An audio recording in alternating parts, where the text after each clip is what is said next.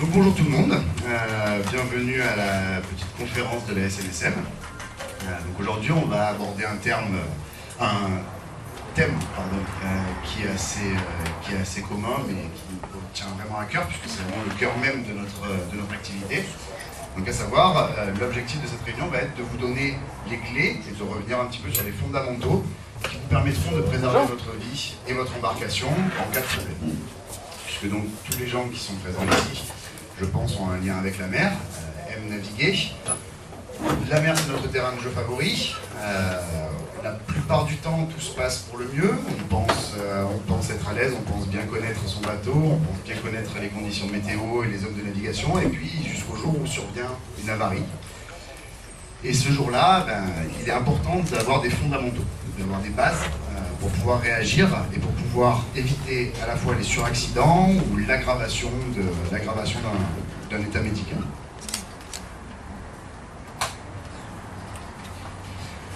Donc, notre présentation va se dérouler sous trois parties. Donc, je vais présenter un petit peu l'équipage. Donc, on est l'équipage bénévole de la SNS 211, que vous avez en photo ici. Donc, la station du Cap d'Agde. Thérèse. Vous êtes Thérèse. Qui fête ça. Joyeux anniversaire, Thérèse. Alors, vous avez assis là-bas Lionel et Daniel, qui sont donc deux anciens de la station, très expérimentés. Daniel, un ancien colonel des pompiers, et Lionel, un navigateur très expérimenté et qui fait partie de l'équipage depuis de nombreuses années. Assis à l'ordinateur devant vous, c'est Jonathan. Donc Jonathan qui est sapeur-pompier volontaire et qui fait partie de l'équipage depuis 1 an. À ma gauche, Mathieu, sapeur-pompier volontaire également, et qui a intégré la station il y a 1 an avec Jonathan. Et donc moi, Jean-Pierre, moi je suis un professionnel du nautisme, je reconnais pas mal de personnes ici, et donc j'ai navigué toute ma vie, donc je suis assez expérimenté là-dedans aussi, et ça fait 3 ans moi que je fais partie de la station du Cap d'Agde. Au niveau de la présentation, donc, en première partie, on va aborder un thème qui est donc préparer, c'est anticiper. Un bateau bien préparé, une navigation bien préparée, c'est réduire grandement les chances d'une avarie. Donc préparer, c'est anticiper, on va parler de 3 choses. Les 10 commandements du chef de bord. Ensuite, on va aborder la notion d'inventaire du bateau. Et enfin, on vous parlera d'un partenariat qui est mis en place avec les assureurs AXA sur les visites de courtoisie, que Lionel vous détaillera. Ensuite, Jonathan et Mathieu vont vous parler de comment préserver sa vie. Donc, quelles sont les premières réactions à avoir dans les 3 cas qu'on aborde, à savoir les plaies et fractures, les malaises et l'hypothermie. On ne va pas aller en profondeur sur les gestes qui sauvent et compagnie, c'est vraiment juste vous donner les bons réflexes, les premiers réflexes à avoir jusqu'à ce que vous pour attendre l'arrivée des secours. Et enfin, préserver son bateau. Donc là, je reviendrai sur 3 types d'incidents principaux qui vont être l'incendie, la voie d'eau, et ensuite plus particulièrement pour les voiliers, le dématage. Donc là, encore une fois, comment faire pour stabiliser la situation jusqu'à l'arrivée des secours et ne pas risquer le suraccident ou l'aggravation. Donc préparer, c'est anticiper.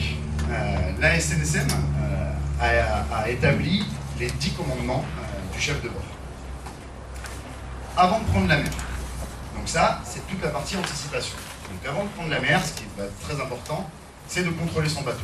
Donc le bateau, vous contrôlerez, vous contrôlez l'état de tous les organes du bateau, que ce soit le moteur, les pompes, l'électricité et compagnie, mais ça, j'y reviendrai un peu plus en profondeur dans la partie suivante. L'équipement de sécurité, vous vérifierez également. Donc l'équipement de sécurité, bien souvent, c'est quelque chose qu'on achète parce qu'on y est obligé, qu'on met au fond d'un coffre, jusqu'au jour où on en a besoin et où on s'aperçoit que c'est plus en état, que ça ne fonctionne pas, et on se retrouve un petit peu embêté. Votre VHF, vous testerez. C'est très simple. Quand vous démarrez votre bateau, avant de prendre la mer, vous allumez votre VHF, vous faites un petit appel au sémaphore de 7 pour vérifier que vous émettez et que vous recevez. En cas de problème en mer, la VHF, c'est votre moyen de communication privilégié. Les téléphones, c'est très bien, ça marche dans les 2-3 milles de la côte, mais dès que vous vous retrouvez au large, il n'y a plus de téléphone. Autre chose, les téléphones, c'est pas fait pour l'eau, c'est pas fait pour ça, donc il suffit qu'ils prennent un petit peu l'eau, qu'ils tombent au fond du bateau, et c'est fini, vous n'avez plus moyen de communication. La VHF, elle est faite pour ça, et elle permet de communiquer autant avec le CrossMed pour déclencher l'alerte, qu'avec nous, la vedette de SNSM, pour nous guider, pour nous retrouver, et pour finaliser les manœuvres d'approche.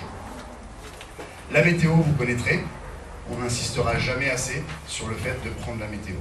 Surtout dans une zone comme la nôtre, la Méditerranée, vous le savez bien, c'est un temps qui est extrêmement changeant, qui peut passer du tout au tout en quelques minutes. On peut se retrouver par un très beau temps sans vent, et un quart d'heure après, le nord-ouest s'est levé, on a 30 nœuds, et c'est plus du tout la même affaire. L'avitaillement, vous aurez fait. Ne jamais partir en mer sans avoir un minimum de vivres à bord, de l'eau, de quoi manger. Des fois, on pense partir pour 1 heure, et on reste en mer pendant plusieurs heures à cause d'une simple petite avarie. Donc c'est toujours très important d'avoir des vivres à bord et qui soient équipés. Et enfin, la zone de navigation, vous étudierez. La zone de navigation, c'est extrêmement important. Il y a des cartes marines. Combien de bateaux est-on allé chercher au niveau du Brescou? Tout simplement parce qu'ils n'ont pas regardé leur carte et qu'ils ne connaissent pas le fameux écueil du diamant qui va grosso modo du Brescou dans la direction des plages et du Gros d'Agde. Ces rochers qui sont complètement invisibles et qui pourtant ne sont qu'à 1 mètre sous l'eau. Combien de bateaux tous les ans, on va chercher plusieurs bateaux qui s'échouent là-bas pour la seule et unique raison que les gens n'ont pas étudié la zone dans laquelle ils vont naviguer. Suite des 10 commandements en mer. En mer, le gilet de sauvetage, c'est votre meilleur ami. Donc un gilet de sauvetage, vous porterez. Quand vous tombez à l'eau, la fatigue arrive très vite. Et sans le gilet de sauvetage, vous êtes obligé de surnager, donc vous vous épuisez très rapidement. Alors que simplement avec un gilet de sauvetage, vous multipliez vos chances de survie c'est vraiment très très bon. L'équipage, vous formerez. Si vous êtes la seule personne à bord capable de manœuvrer le bateau et que vous tombez à l'eau, qui va venir vous chercher? Qui va ramener le bateau? C'est des petites choses simples. Il faut apprendre à son équipage, quand vous avez des débutants à bord, leur apprendre les bases. Comment mettre en panne le bateau, comment arrêter le moteur, comment faire demi-tour, comment affaler les voiles, et surtout comment prévenir les secours. C'est vraiment quelque chose d'essentiel. Si vous tombez à l'eau et que quelqu'un ne sait pas utiliser la VHF à bord, et que la personne qui est avec vous ne sait pas utiliser la VHF à bord, elle ne pourra pas prévenir le secours. Les enfants, vous protégerez, ça semble une évidence, mais c'est souvent les enfants sont souvent une première cause d'incident. Un enfant qui tombe à l'eau, et là de suite tout s'enchaîne, vous paniquez, et c'est là qu'arrive le suraccident, donc soit la blessure, soit une autre personne qui tombe à l'eau en essayant de récupérer l'enfant. Donc toujours avoir un œil évidemment sur les éléments. Et enfin, le dernier commandement, et qui n'est pas des moindres, sur le bateau, vous resterez. Tant que vous pouvez rester sur le bateau, restez-y. Le bateau vous isole de l'eau, donc vous isole du froid, vous isole de la fatigue, et il est beaucoup plus simple de retrouver un bateau, même entre deux eaux, que de retrouver une personne seule dans l'eau. Tant que le bateau est visible de la surface, vous restez sur le bateau. Rester sur le bateau, ça ne veut pas dire forcément ne pas préparer l'évacuation. Il est très important de pouvoir évacuer le bateau instantanément si le bateau se met à sombrer. Mais tant que le bateau flotte, restez sur le bateau. C'est vraiment important. Alors maintenant, on va aborder l'inventaire. Donc l'inventaire, ça va être 2 choses. La vérification du bateau et la vérification de l'équipement que vous avez à bord. On vous remettra à la fin de la réunion une petite feuille qui a été éditée par AXA, qui s'appelle Réarmer son bateau pour la saison estivale. Donc ça, c'est toute une checklist de tous les points importants à vérifier quand le bateau est resté longtemps sans être utilisé et que vous allez reprendre votre saison de navigation. Globalement, de toute façon, ces vérifications-là, il est nécessaire de les faire avant chaque sortie. C'est pas long, c'est juste un coup d'œil, mais c'est vraiment anticiper l'état du bateau. Donc dans les vérifications du bateau, vous avez évidemment les vannes et passecoques. Une vanne ou un passecoque défectueux, ça se voit au premier coup d'œil ou à la première action qu'on va mettre dessus. et la plupart des voies d'eau sont dues à des vannes ou à des passecoques qui lâchent. Vérifiez votre moteur. Les niveaux, évidemment, si le circuit de refroidissement est en bon état, si les courroies sont en bon état et si vous avez un entretien à jour. Encore une fois, tous les ans, on fait de nombreuses sorties pour des pannes moteurs qui auraient pu être très facilement évitées si les gens avaient suivi leur entretien et avaient vérifié, simplement vérifié les organes les plus importants du moteur. Le gouvernail, vérifier qu'il fonctionne dans les deux sens, vérifier l'état des drosses ou des câbles. C'est très important également parce qu'un bateau qui va perdre son gouvernail devient totalement immanœuvrable, notamment sur un voilier. Perdre son gouvernail, ça rend le bateau totalement imprévisible et même après pour vous c'est très compliqué de stabiliser le bateau. Circuit électrique et batterie, évidemment. Donc vérifiez que vous n'avez pas de problème de batterie, qu'elles sont bien chargées, que vous avez du courant, que vous avez de quoi démarrer votre moteur et que votre circuit électrique est propre, que les cosses, donc les cosses de connexion sur la batterie ne sont pas oxydées, que vos câbles sont en bon état, qu'il n'y a pas de câble qui se touche ou qui est dénudé. Pareil, c'est très important, un circuit électrique qui est négligé, ça peut provoquer des incendies très facilement.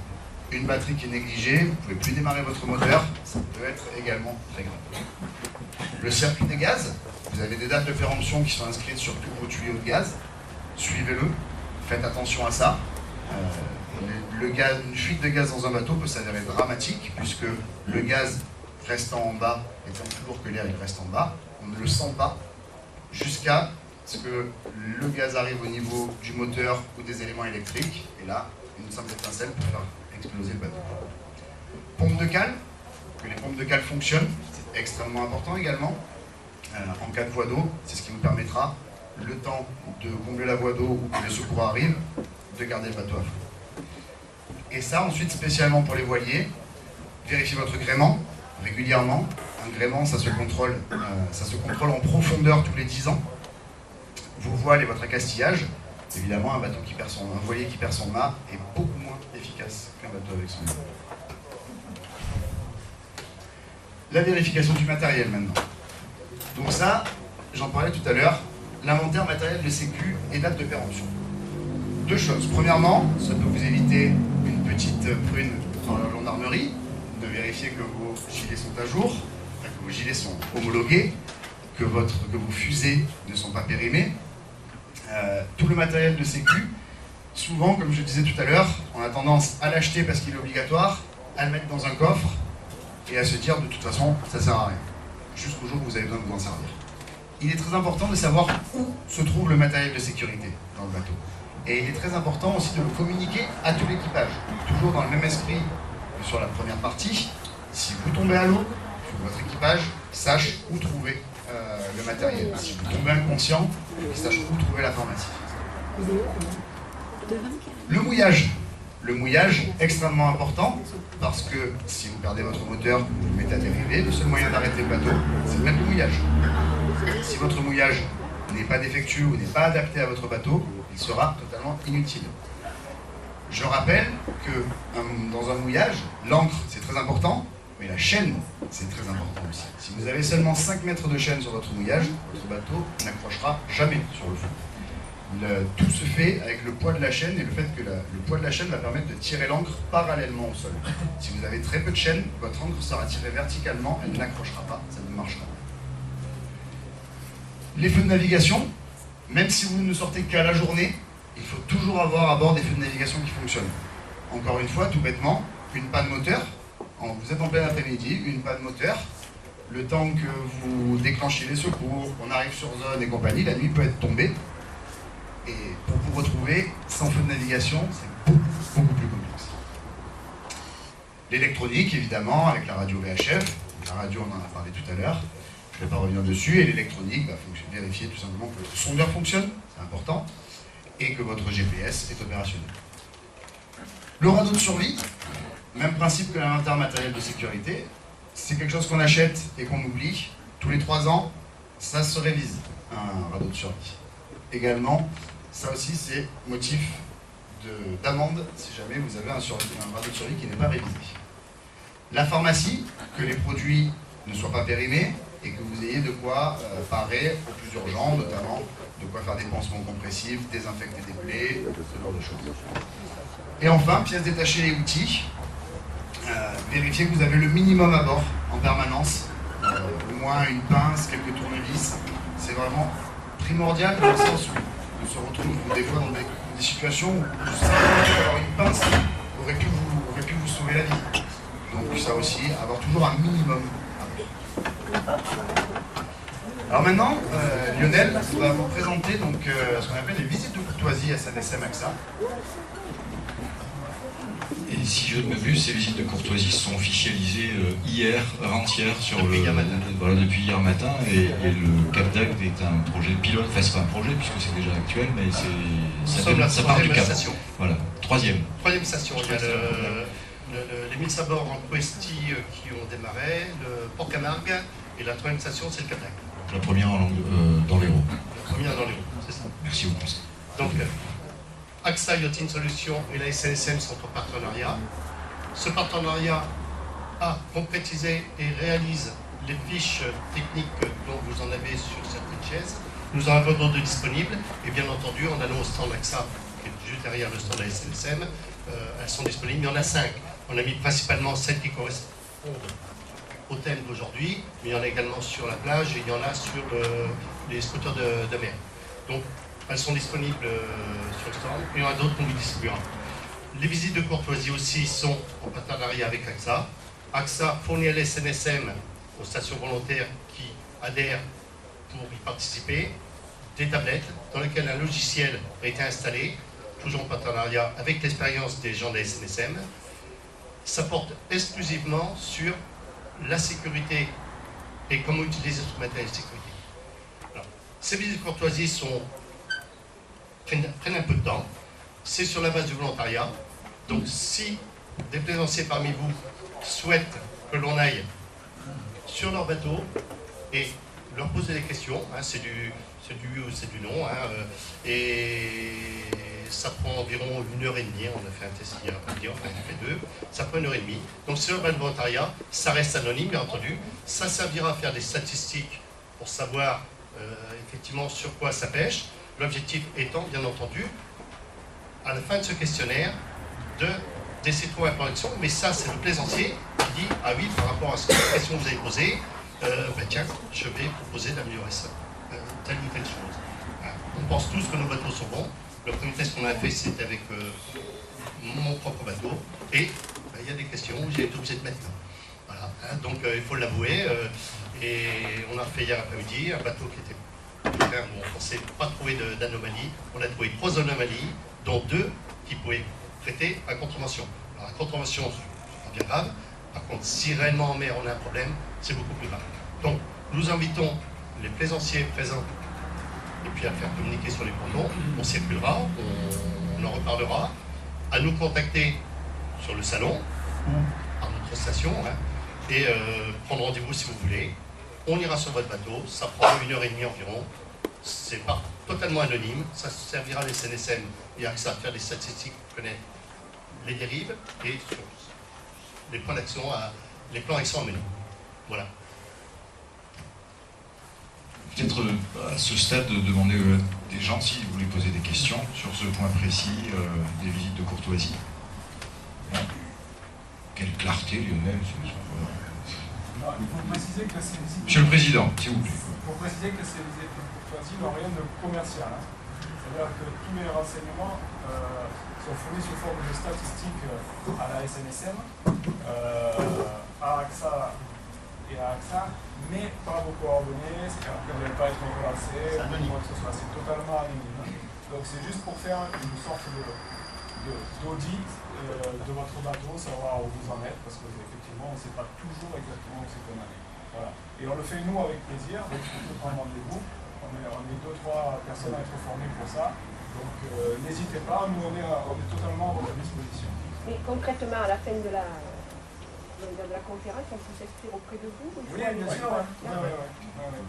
Très concrètement, en plus, c'est vrai qu'autour d'un petit verre du domaine de l'octroi, c'est beaucoup plus agréable de s'inscrire à quoi que ce soit. Et on saluera la présence de Monsieur le Président de la SNSM à Hague, Michel Mathieu Daudet, puisqu'il n'était pas là au moment des présentations, tout comme le patron de la vedette, Régis Bresson, qui est arrivé aussi. Monsieur. Est-ce que ça inclut le niveau de connaissance du propriétaire du bateau? Non, pas du tout. Que les éléments du bateau. Vous voulez dire quelque chose, monsieur? C'est bien pour s'exprimer. Voilà, n'hésitez pas, pour l'instant. Il n'y a aucun jugement. C'est uniquement pour faire une évaluation, c'est un jugement. Voilà.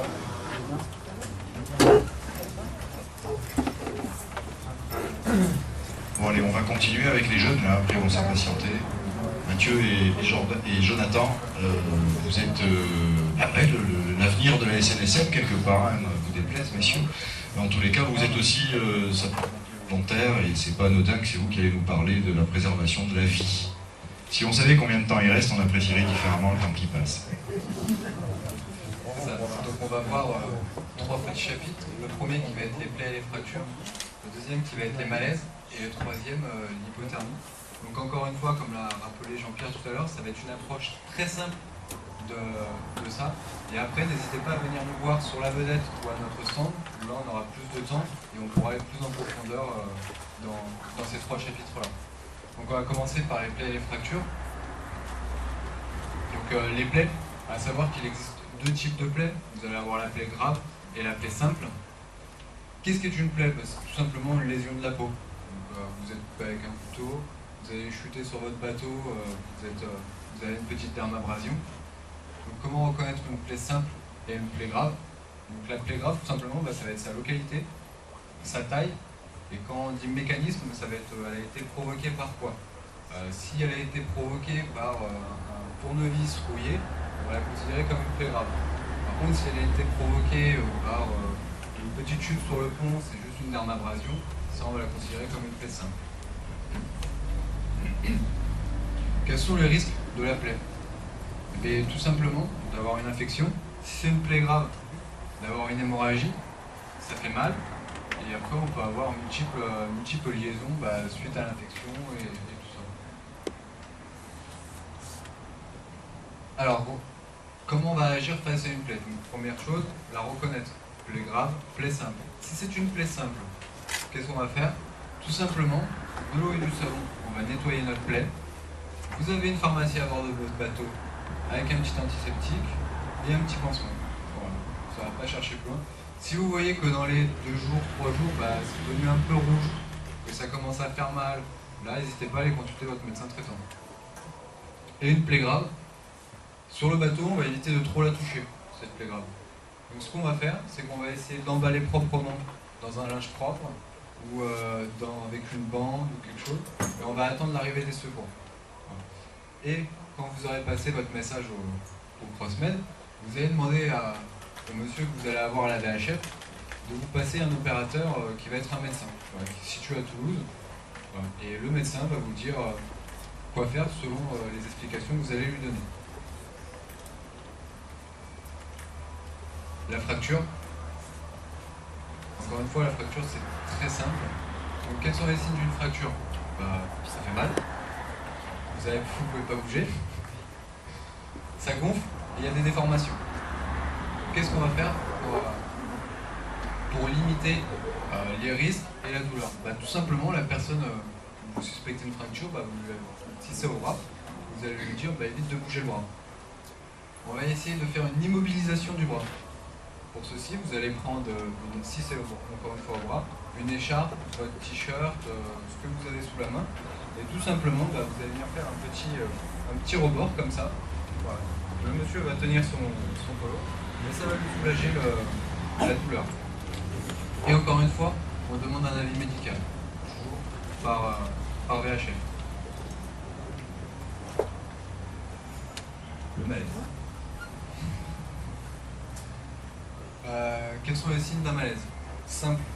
Il existe encore 2 types de malaise, le malaise simple et grave. Donc pour le malaise simple, la personne ne va pas se sentir bien, elle va exprimer une petite gêne. Voilà, je suis fatigué, je suis barbouillé, j'ai mal au crâne, j'ai chaud, j'ai froid.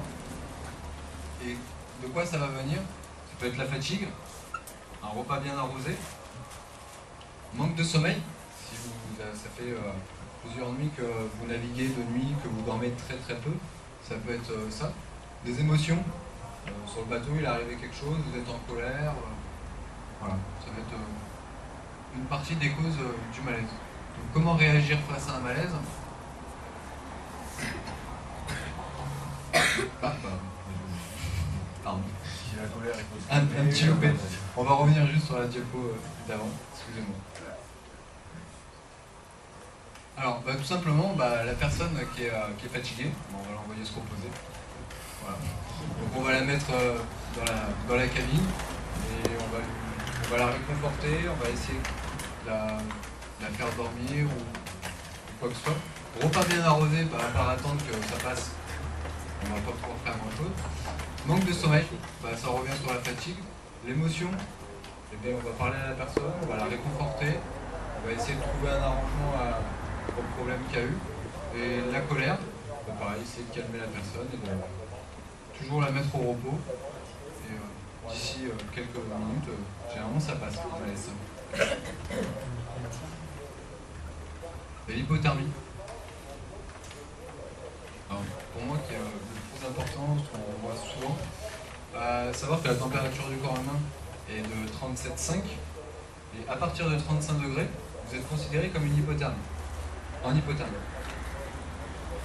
Donc de 37 à 35, ça va. Ça va. 35 à 34, ça va un peu moins. De 34 à 32, là, ça devient très très dangereux. Et concrètement, de 32 à 25, c'est presque la mort. Voilà. À savoir qu'à partir de 35 degrés, on vous considère en hypothermie, et vous allez devoir, c'est obligé que vous alliez chez un médecin. Voilà. Parce que ça peut être, encore une fois, une hypothermie simple, donc juste le fait d'avoir été couvert, d'avoir bu une boisson chaude, un quart d'heure, 20 minutes après, ça va aller. Par contre, dans certains cas ou certaines personnes, il va falloir que vous alliez à l'hôpital, que vous soyez sous perfusion, et au lieu de rester peut-être une heure, vous resterez la demi-journée ou une journée complète. La principale cause de l'hypothermie, c'est tout simplement quand vous restez longtemps dans une ambiance froide, que ce soit l'air froid ou l'eau froide. Les bonnes réactions. Alors la personne sera couverte, donc là c'est si vous êtes resté longtemps au froid, donc la personne sera couverte, installée au chaud en attendant l'arrivée des secours. Si la personne a séjourné longtemps dans l'eau, on va la remonter à bord, on va la mettre au chaud, et une fois au chaud, on va lui enlever les vêtements. Et après on la couvre. Les choses à ne surtout pas faire. La personne a séjourné dans l'eau où elle a été à l'air froide pendant très longtemps, on la prend et on la met sous la douche chaude. À ne surtout pas faire, parce que là vous allez créer un choc thermique et le corps il ne va pas apprécier. Enfin, il faut que la remontée en température elle se fasse progressivement. Voilà. Donc on la couvre, on lui donne un café, un chocolat, enfin un chaud. Voilà. Et petit à petit, la température va remonter toute seule. On peut la rhabiller avec des vêtements secs. Et encore une fois, une prise en charge médicale sera nécessaire. Voilà. Après derrière, on va aller voir s'il n'y a pas d'autres soucis. Le corps humain est très bien fait.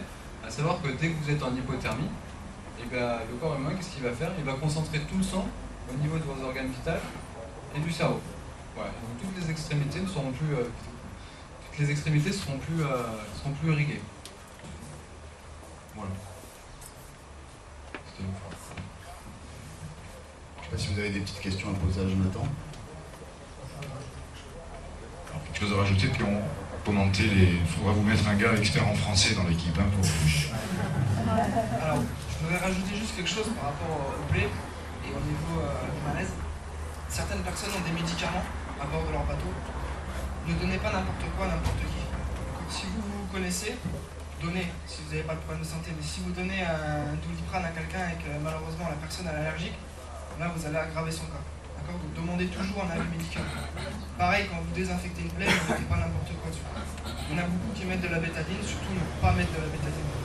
D'accord? Parce qu'il y en a qui sont allergiques à l'iode. Et beaucoup de gens ne le savent pas. D'accord? Donc faites bien attention de demander un avis médical. C'est très quelques années, il se disait assez facilement que l'eau de mer cicatrisait. C'est un cicatrisant, c'est une légende ça ou... C'est vrai? Non, c'est pas vrai, c'est une légende.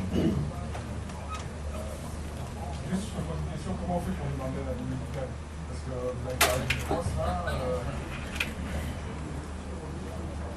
Pour demander un avis médical, donc on contacte le CROSS, contactez le CrossMed, et le CrossMed, c'est ce que disait Jonathan, va vous mettre en relation avec le CHU de Toulouse, où ils ont un service spécialisé, avec des médecins de garde en permanence, et qui sont spécialisés justement donc, sur les problèmes de santé en mer. Donc ils vont vous aiguiller, vous poser des questions qui vont leur permettre d'établir un diagnostic, et de vous donner la marche à suivre. Donc c'est le CrossMed ou le 112. Si vous n'avez pas de DHF, vous pouvez appeler par téléphone. Voilà, ce que je veux apporter comme précision, c'est qu'il ne faut pas hésiter à appeler au CrossMed, même si, comme je disais tout à l'heure, il est simple ou juste une petite hypothermie, il ne faut pas hésiter. On mettra en relation avec un médecin, le médecin il vous raconter. Il ne faut surtout pas hésiter. Pour nous, c'est pareil. Nous, quand on a une intervention, quand on a des personnes à bord qui présentent des... Quand on rencontre une personne à bord du bateau sur lequel on est mandaté pour notre mission, si on a une personne qui présente une plaie ou un malaise ou quoi que ce soit, bon, nous on a des gestes, on les connaît à peu près, on en fait le minimum. Après, on se réfère au médecin. On appelle le CROSS et on se réfère au médecin, et on suit les indications du médecin. On n'est pas tous médecins, on n'est pas tous secouristes. Il faut qu'on connaisse certains petits gestes, mais après, on n'est pas médecin. Voilà. Je vous disais l'exemple du Doliprane, c'est tout bon, mais voilà. Donc n'hésitez pas, le CROSS est là pour vous aider et pour vous conseiller, et il va vous orienter sur la bonne personne au bon moment. Et juste une petite précision sur ça, donc vous avez compris qu'il y a une petite écorchure là, et c'est la mauvaise réaction, ce n'est pas de le faire prendre en charge médicalement, hein, bien au contraire. La mauvaise réaction, c'est de ne pas le faire prendre en charge médicalement, même s'il va mieux après l'hypothermie. Donc maintenant, on va attaquer préserver son embarcation, donc en cas d'avarie. Donc la première avarie dont on va parler, c'est l'incendie à bord. Donc l'incendie à bord, c'est quelque chose qui est assez fréquent, qui peut se déclencher très simplement pour des bêtises et qui peut avoir des conséquences bien évidemment dramatiques. Donc grosso modo, on va avoir deux types de feux principaux à bord. On va avoir ce qu'on appelle un feu sec. Donc un feu sec, c'est des papiers qui brûlent, ce sont les cartes, c'est du bois ou les couchettes du bateau.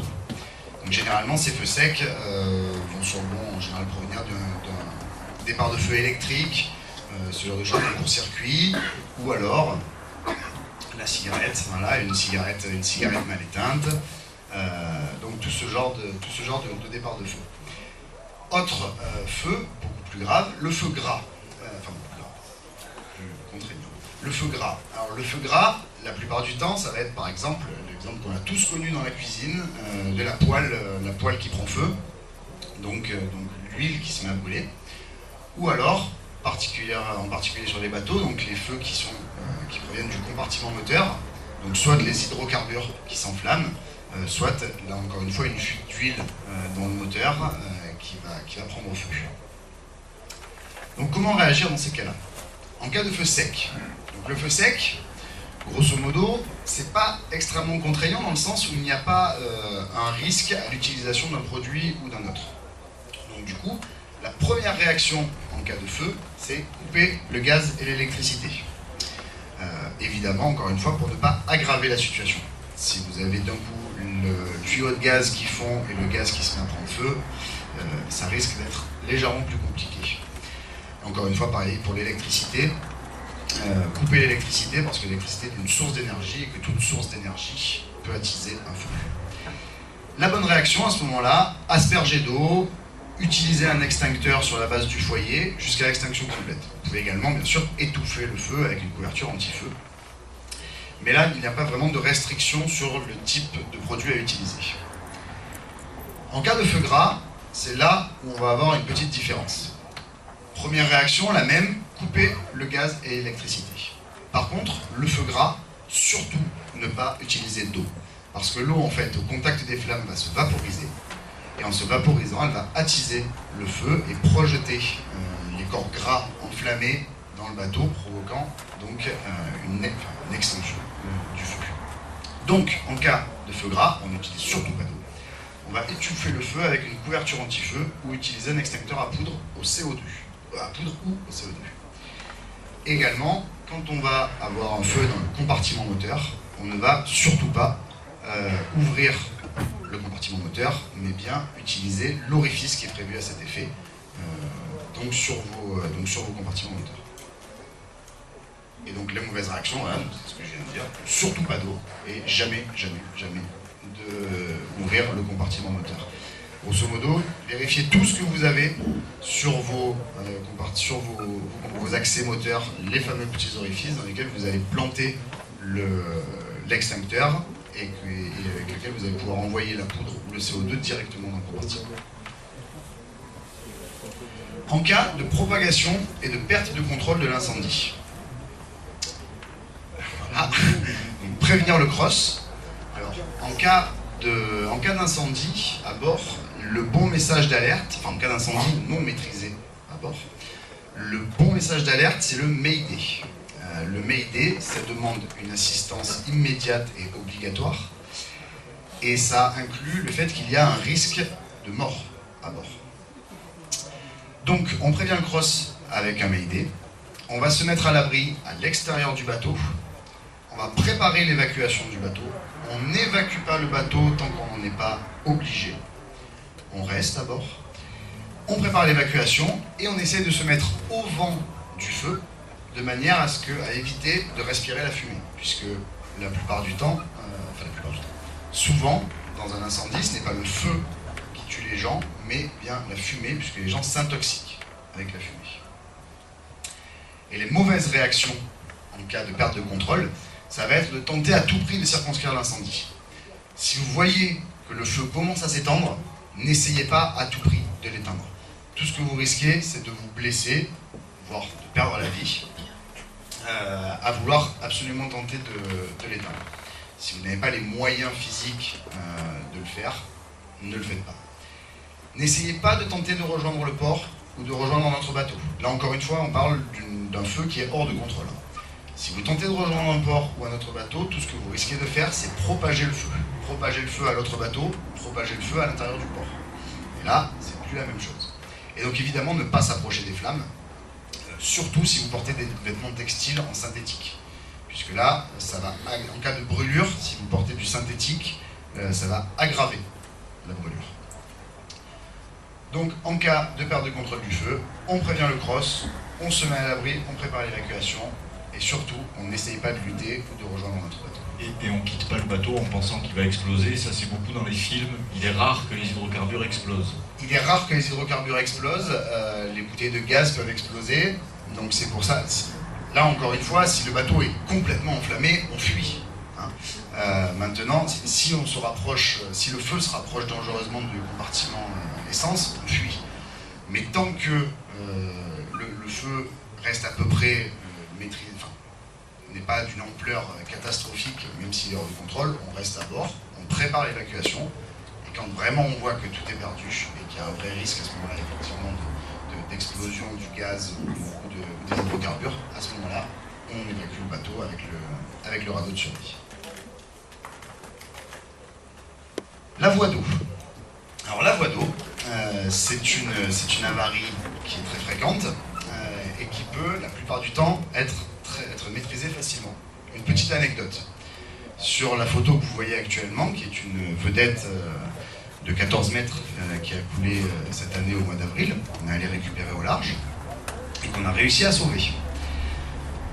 Ce qui est intéressant dans ce cas-là, précisément, c'est deux choses. Première chose, elle aurait pu être, cette voie d'eau aurait pu être maîtrisée d'une manière extrêmement simple. C'est-à-dire que ce qui s'est passé, en l'occurrence, c'est que ce bateau a connu, le récit du requérant, c'est que le bateau a connu une surchauffe moteur. Le monsieur s'est arrêté en pleine mer, 10 000 au large. Il s'est arrêté, il a coupé les moteurs et il s'est dit je vais laisser les moteurs refroidir. Et il ne s'est pas posé la question de pourquoi son moteur s'était mis à surchauffer. Il a laissé tout ça refroidir, il s'est assoupi et quand il s'est réveillé, le bateau était enfoncé aux 3/4. Il a donc lancé un Mayday. Et on est arrivé, enfin l'hélicoptère est venu le chercher, et ensuite on est arrivé. Grosso modo, s'il avait ouvert sa vanne, ouvert son compartiment moteur pour vérifier l'arrivée d'eau sur ses moteurs, il aurait vu très facilement que sur sa prise d'eau moteur, la vanne, le tuyau d'aspiration s'était désaccouplé, et il aurait simplement eu à fermer la vanne, et il ne se passait rien. Enfin, il ne se passait rien. Il rentrait sur un moteur, mais en tout cas, le bateau serait resté à flot et n'aurait pas sombré. On l'a quand même ramené, mais dans un pas très bon état. Donc, que faire quand on a une voiture? Déjà, il y a une chose qui va être extrêmement importante, et c'est la première réaction à avoir. C'est définir le type de voie d'eau à laquelle vous faites face. Et ça, c'est très simple, c'est en goûtant l'eau. Pourquoi? 3 cas lorsque vous allez goûter l'eau. Vous allez avoir de l'eau douce. Si c'est de l'eau douce, froide, qu'est-ce que ça veut dire? C'est que tout simplement, ça va être un réservoir. Autre chose, vous pouvez avoir de l'eau salée chaude ou de l'eau salée froide. Donc en cas d'eau douce, c'est tout simplement soit un de vos réservoirs à bord qui fuit. Donc là, évidemment, on prend le cas d'un bateau qui est sur la mer, bien sûr, pas sur un lac. Donc si l'eau est douce, tout simplement, c'est une fuite de réservoir. Une fuite de réservoir ou une accumulation d'eau due à une entrée d'eau de pluie. Donc là, pas de drame, le bateau ne va pas couler, puisque l'eau de toute façon était déjà présente dans le bateau. Donc en cas de c'est déjà arrivé pour vous les planchers qui soient soulevés avec de l'eau, avec 30 ou 40 cm d'eau dans le fond du bateau, ne pas paniquer, c'est tout simplement votre réservoir. Eau salée chaude, dans ce cas-là, c'est une fuite sur le circuit de refroidissement du moteur. Et l'eau salée froide, celle-là c'est la plus grave, puisque celle-là c'est que la mer est en train de rentrer dans le bateau. Donc que faire en fonction des différents types de voies d'eau? Pour une eau douce, tout bêtement, on va bien sûr commencer par activer les pompes de cale, ou mettre en place un système d'assèchement manuel avec des écopes, des seaux, tout ce qui vous tombe sous la main. Et on va essayer de remonter à la source de la voie d'eau pour tenter de la circonscrire. Donc la première chose à faire, c'est vérifier chacun de vos réservoirs d'eau. En cas d'eau salée chaude, donc là, ce qu'on disait, c'est que l'eau salée chaude, ça provient du refroidissement moteur. Donc ça veut dire, évidemment, toujours la première réaction en cas de voie d'eau, activer les pompes de cale ou mettre en place le système d'assèchement manuel. Ensuite, on va ralentir, couper le moteur si c'est possible, et on va inspecter le circuit de refroidissement. Donc le circuit de refroidissement de votre moteur, si l'eau est chaude, ça veut dire que l'eau est déjà passée dans le moteur. Donc, ça ne sert à rien de le vérifier avant le moteur. Donc, vous allez sur votre moteur à partir de votre pompe à eau, vous suivez la durite jusqu'à l'échangeur, vous vérifiez qu'il n'y ait pas de fuite à cet endroit-là. Ensuite, si c'est pas là, c'est que c'est au niveau de l'échappement. Donc vous vérifiez votre coude d'échappement, le tuyau d'échappement qui va aller jusqu'au waterlock, qui est votre pot d'échappement en fait dans le bateau. Et vous allez finir par trouver cette fuite. Et en ce moment-là, on va essayer de la colmater. Donc colmater la fuite, donc plusieurs possibilités, soit vous vous entourez avec un linge que vous attachez solidement, que vous scotchez, bien que ça ne soit pas parfait comme réparation, mais ça peut faire l'affaire pour rentrer. Ou alors utiliser des rubans adhésifs, tout ce genre de choses. Il existe pas mal de moyens de circonscrire ce genre de fuite. Et en cas de risque de surchauffe du moteur, par exemple c'était le cas sur ce qu'on a évoqué avant, en cas de surchauffe moteur, on coupe le moteur et on envoie un message de détresse. Par contre, dans un cas comme celui-là, c'est-à-dire que le bateau ne va pas couler immédiatement puisque le moteur arrêté, l'eau ne rentre plus, c'est pas la peine d'envoyer un Mayday. Parce que vous n'avez pas un risque immédiat de mort ou de disparition. Donc on va envoyer un message panne-panne auprès du CrossMed en demandant une assistance. Donc, on va demander l'assistance soit des plus anciens qui sont sur zone, soit de l'intervention d'une vedette de la SNSM. Et enfin, la plus grave, l'eau salée froide. L'eau salée froide, c'est la mer qui rentre dans le bateau. Et donc là, il est primordial de très rapidement identifier par où l'eau rentre. Encore une fois, toujours pareil, on active les pompes de cale et on allume le moteur, dans ce cas-là, on allume le moteur pour générer de l'électricité, pour ne pas risquer d'épuiser vos batteries avec les pompes de cale. Parce qu'il faut savoir que les pompes de cale, ça consomme pas mal d'électricité. Donc, pour peu que vous ayez vos batteries qui sont un peu faibles, vous risquez assez rapidement de tomber en panne de batterie. Donc vous allumez le moteur. Et là, il va falloir remonter jusqu'à la fuite. Évidemment, les principales causes de voie d'eau, ça va être vos vannes, vos passe-coques et votre presse-étoupe. Donc vous allez commencer en priorité par vérifier ça.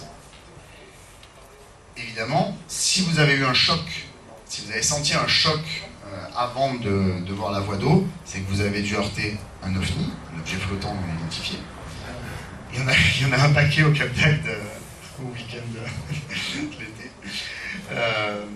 Et donc là, si c'est une fissure dans la coque, évidemment, c'est autre chose. Quoi qu'il en soit, au niveau de vos vannes, passe-coque et presse-étoupe, le meilleur moyen pour circonscrire une voie d'eau sur un passe-coque ou une vanne qui aurait lâché, c'est cette fameuse petite pièce en bois, la pinoche, donc le cône en bois, que tout le monde se demande encore à quoi ça sert. Et bien, une pinoche, ça vous sauve un bateau de manière extrêmement simple. C'est pour ça que vos pinoches, à bord, plutôt que de les avoir dans un sachet en plastique qui est au fond de votre coffre, qui est lui-même au fond de la cabine arrière qui est encombrée, tout simplement, vous allez prendre chacune des pinoches et à côté de tous les passe-coques du bateau, vous allez scotcher une pinoche qui soit adaptée à la taille du passe-coque. Comme ça, quand vous inspectez, quand vous apercevez que vous avez une vanne qui est cassée, vous avez un passe-coque qui fuit, vous avez la pinoche à portée de main, vous avez juste à la mettre en place. Ça coûte 2 € le sachet, la pinoche, et ça peut vous sauver un bateau de manière extrêmement simple. Évidemment, si vous avez une fissure de 1 mètre de long, là, la pinoche ne vous servira pas à grand chose. Donc dans ces cas-là, on va essayer de colmater la fuite en plaçant par exemple des linges, un maximum de linge dessus, en essayant de mettre un plancher pour faire pression, pour rigidifier la chose, ou alors d'utiliser des produits comme le Stay Afloat, qui sont des pâtes polymérisantes en fait, que vous appliquez et qui vont durcir et se fixer à la coque. Ce sont des moyens de réparation qui marchent très bien, et bien que ce soit temporaire, mais ça peut vous permettre de maîtriser une voie d'eau assez importante. Ensuite, évidemment, vous rentrez au port. En cas de non-maîtrise de la voie d'eau, panne, message d'alerte et préparation de l'évacuation du bateau. Et là encore, puisque là en l'occurrence, il n'y a pas de risque comme on avait dans l'incendie, d'explosion, ce genre de choses, on reste sur le bateau jusqu'à l'arrivée des secours. On ne quitte pas le bateau.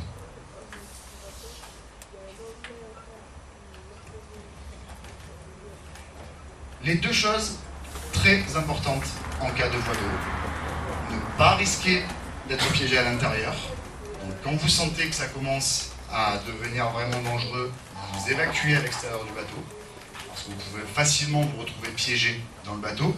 Si le bateau bascule au moment où vous êtes à l'intérieur, vous pouvez vous retrouver piégé dans une cabine. Et ça doit quand même être un moment assez particulier, que je ne souhaite à personne. Et la deuxième chose, ne jamais quitter le bateau tant qu'il y a encore un minimum à flot. Troisième avarie, donc là ça va concerner un peu plus spécifiquement les voiliers, c'est le dématage. Alors le dématage, ça peut arriver pour de multiples raisons. Ça peut arriver suite à une collision, ça peut arriver suite à un défaut d'entretien, ça peut arriver suite à une manœuvre mal maîtrisée. Quoi qu'il en soit, le dématage en soi n'est pas quelque chose de particulièrement dangereux, puisqu'un voilier dématé, certes, n'a pas de moyen de propulsion privilégié, mais il n'y a pas de risque immédiat. Le bateau ne va pas sombrer, le bateau ne va pas couler, et s'il n'y a pas eu de blessés lors du dématage, le dématage en soi n'est pas dramatique. Par contre, il peut le devenir. Donc c'est pour ça que dans le cas d'un dématage, il y a des bonnes réactions à avoir qui vont être extrêmement importantes. Les premières minutes sont cruciales. Le but, ça va être d'éviter le suraccident et de préserver au mieux son embarcation et son équipage. Donc, les bonnes réactions. Évidemment, la première chose, c'est l'humain. Donc, mettre l'équipage en sécurité et s'assurer que personne n'est blessé à bord. En cas de blessé, évidemment, on s'occupe en priorité du blessé. Ensuite, c'est là qu'il faut être réactif, c'est tenter de ramener le gréement à bord. Donc, vous essayez dans un premier temps de ramener tout ce que vous pouvez à bord du bateau. Si vous n'y arrivez pas, vous coupez les haubans et vous laissez couler le tout. Donc, vous ramenez un maximum de matériel, mais ce que vous n'arrivez pas, vous coupez et vous laissez couler. Je vous expliquerai après pourquoi dans la mauvaise réaction.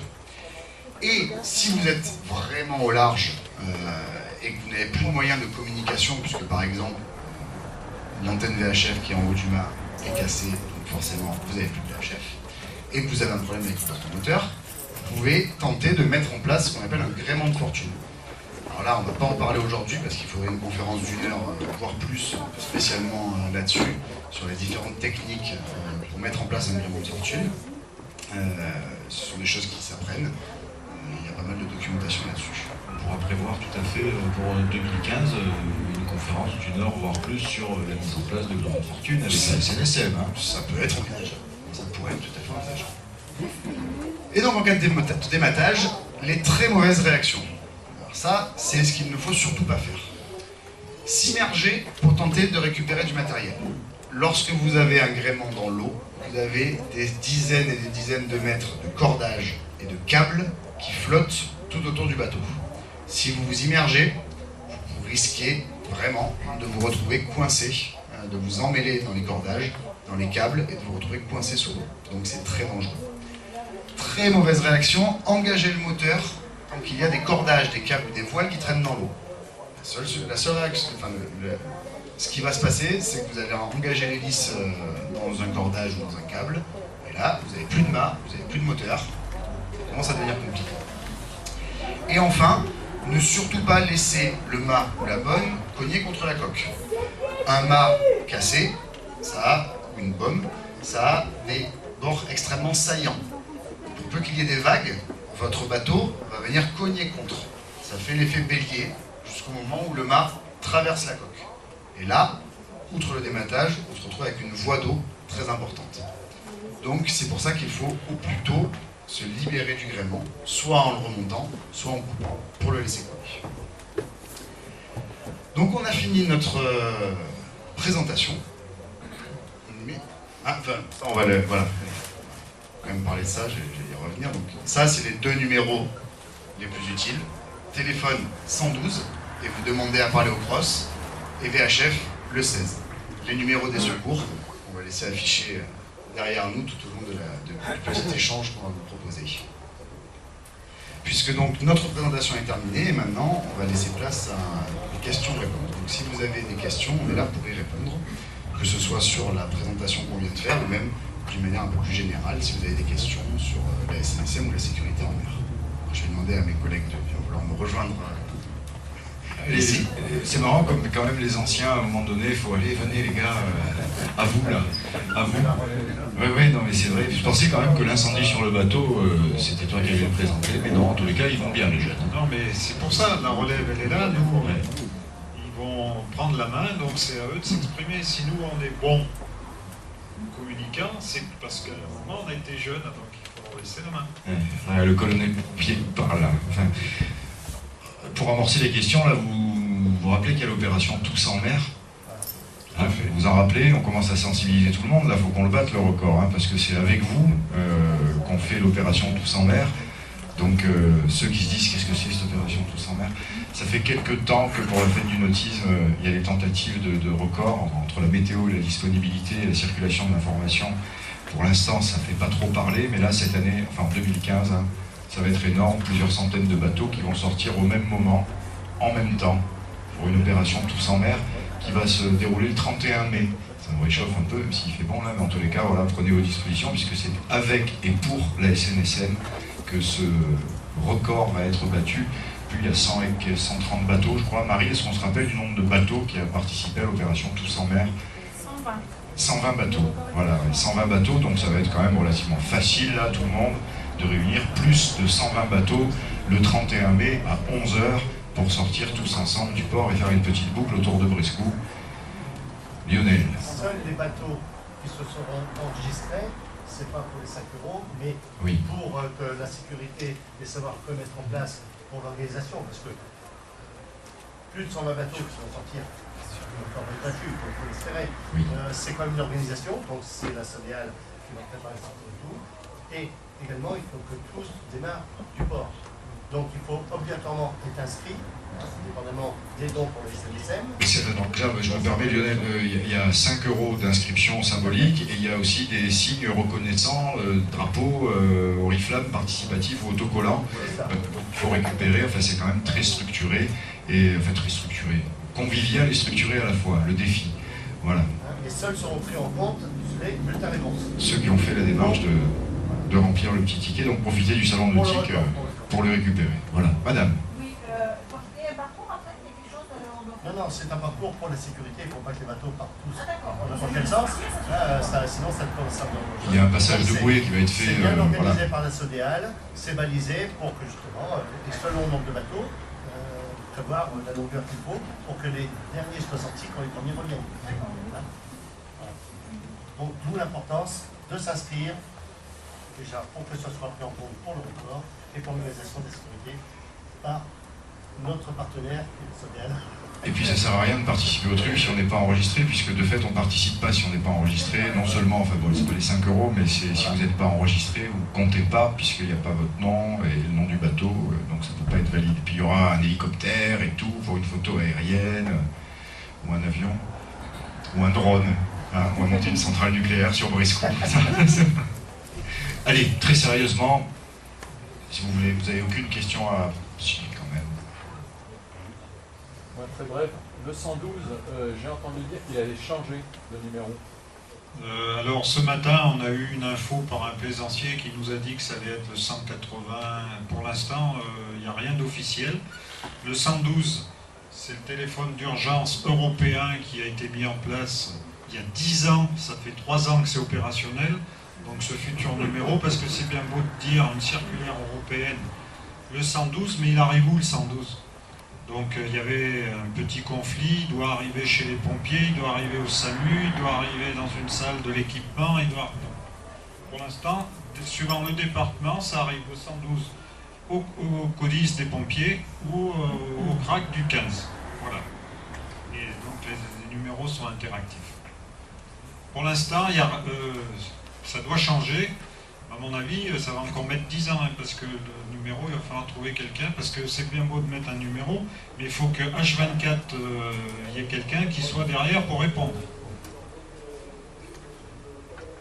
Donc on aura l'évolution de mise en place du nouveau numéro. Monsieur. Oui, je voulais savoir comment on peut déterminer qu'une personne est en hypothermie, si on ne peut pas prendre sa température ou pas.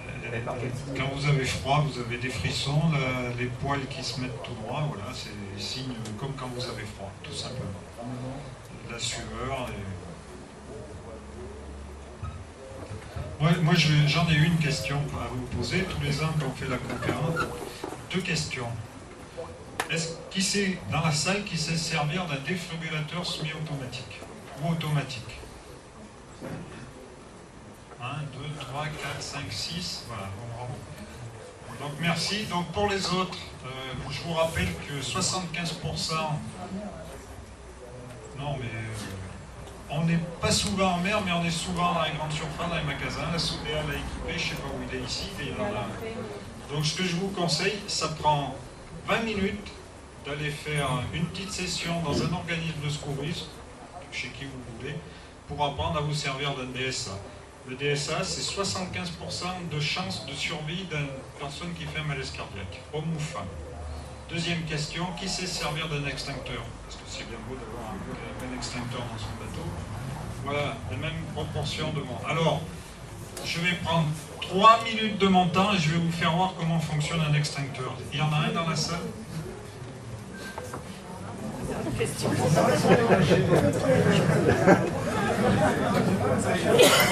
Alors il y a une information que j'en profite, une information que j'ai oublié de vous donner. Ceux qui étaient là hier vont sourire encore, vous aurez une vue inédite de l'arrière de votre crâne. Nous sommes filmés, c'est pas du tout piégeux, au contraire, c'est pour mettre en ligne le contenu des conférences sur le site sodealactu.fr. Et d'ailleurs il semblerait que les conférences d'hier, tout comme l'inauguration est en ligne, puisqu'il y a aussi Morgane qui gère ça de derrière là. Et Jean-Pierre Joly et son équipe, il n'est pas tout seul, qui filme l'ambiance du salon et qui met ça en ligne sur sodealactu.fr. Il faudra me le rappeler en début de session, ça va, on trouvera l'image. Est-ce qu'elles sont téléchargeables? Est-ce qu'elles sont téléchargeables? Elles sont sur YouTube. Elles sont visibles. Est-ce qu'elles sont téléchargeables? Non, elles ne sont pas téléchargeables. Elles sont sur Sodéal. Cette présentation, comme l'ensemble des présentations qui sont faites à 11h, 14h30 et 16h ici, sont enregistrées dans la caméra qui est là-haut et qui est intégré un contrôleur de vitesse et tout, radar pour voir à quelle vitesse vous déplacez dans la Sodéal, tout ça. Et donc c'est mis en ligne après, c'est traité, c'est monté et c'est mis en ligne sur sodealactu.fr avec un délai de quelques heures, puisque Morgane ne peut pas être partout en même temps. Merci en tous les cas, Morgane. Alors, vous avez devant vous un extincteur. Alors, on ne va pas rentrer dans le détail, on ne va pas faire un cours, mais les extincteurs fonctionnent tous sous le même type. Première chose, adapté à ce qu'on a dit tout à l'heure, la classe du feu. Alors vous regardez, là c'est un extincteur à eau pulvérisé à eau avec additif. L'additif, c'est tout simplement pour que ça pénètre bien dans le tissu, dans le papier, voilà. Donc dedans, il y a une sparklette qui contient du gaz, du CO2, et le liquide extincteur. Alors de la poudre, là, ce que je vous conseille, c'est chez vous de ne pas mettre de la poudre, sinon mesdames, pendant 3 mois vous allez nettoyer. La poudre, c'est des petits... Le mieux, c'est le CO2. Avoir un extincteur à CO2, ça refroidit à moins 72 degrés. Et ça éteint tous les feux, et que ça soit électrique, voilà. Donc le CO2, sur les bateaux, souvent on a un extincteur à eau pulvérisée. Alors, quand on va faire le compte-rendu des feux chez les sinistrés, et je me suis servi de l'extincteur, mais il n'a pas marché. Et ben, nous on regarde, vous êtes servi de vos extincteurs, donc qu'est-ce que font les gens avec un extincteur? Les flammes, la panique, et on appuie sur la croix, et puis voilà, ça ne marche pas. Ben oui, ça ne peut pas marcher. Pourquoi? Parce qu'on n'a pas déclenché la sparklette de CO2 qui est dedans. Donc, première chose à faire, vous posez votre extincteur. D'abord, vous essayez de prendre des gants, quelque chose, si vous avez le temps de vous protéger. Vous tirez la goupille de sécurité et vous percutez 2 fois.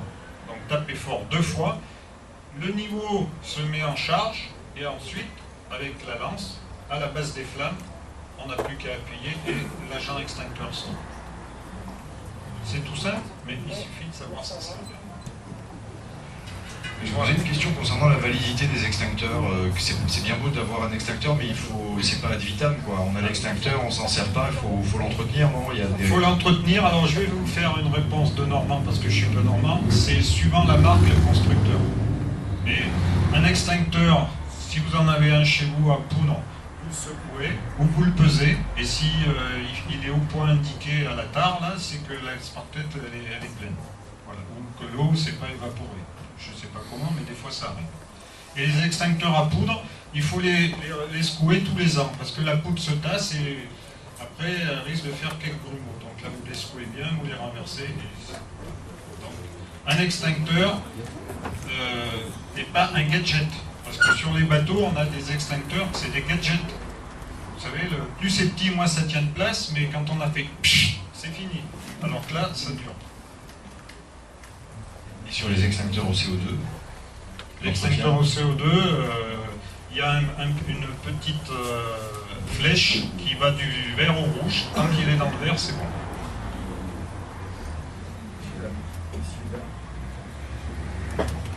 Est-ce que vous voudriez poser d'autres questions, monsieur? Sur un bateau, un extincteur à poudre, on n'est pas obligé de le réviser, Si, parce que il y a une, je sais pas celui-là, j'ai pas regardé, mais il y a une date à laquelle la révision, c'est comme les survies, la révision en général, c'est tous les 3 ans qu'il faut regarder, parce que suivant la marque, c'est pas pareil. Et ça, c'est une amende à 90 €. Hein. Monsieur. Je reviens sur ce que vous avez dit tout à l'heure. Vous avez parlé des défibrillateurs semi-automatiques. Je pense que vous avez un certainement sur l'embarcation de sauvetage. Bon. Je me permets d'intervenir parce que je suis de cardiologue. Je voulais simplement vous dire que le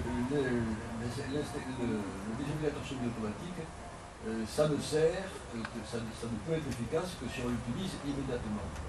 C'est-à-dire que si on est appelé pour quelqu'un qui a fait un malaise, qui a fait un arrêt cardiaque, qui a fait un malaise grave, disons, avec un arrêt circulatoire en mer, sur son bateau par exemple, et je connais des cas où ça s'est produit, si vous n'avez pas, avant que la vedette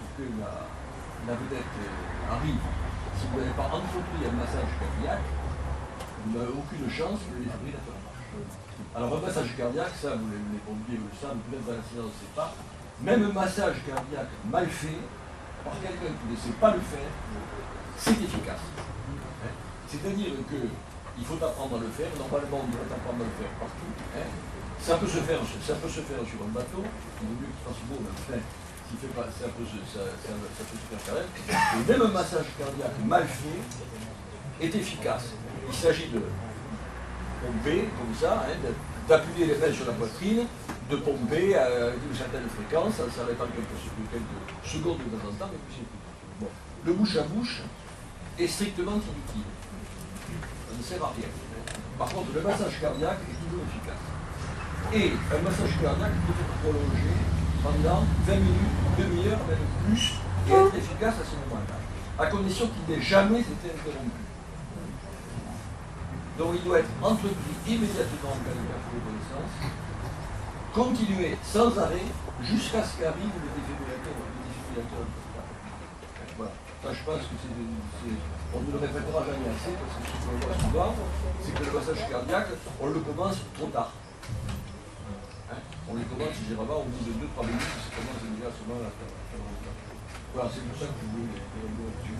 Merci en tous les cas de ces précisions, c'est jamais trop bien de réviser les bases, tout comme les premiers gestes de premier secours qu'on devrait, pas attendre d'aller s'inscrire à un stage ou d'être passer des examens de BAFA ou autres pour pouvoir le faire.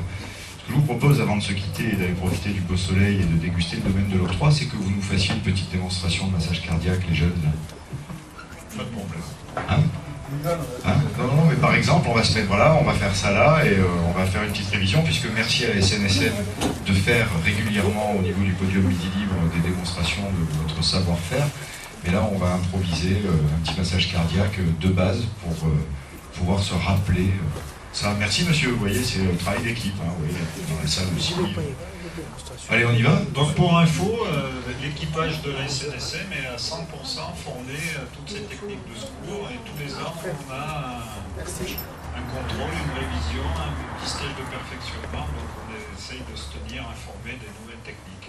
Et je vous rappelle qu'à 15h cet après-midi, devant le podium de Midi Libre, nous percuterons une survie.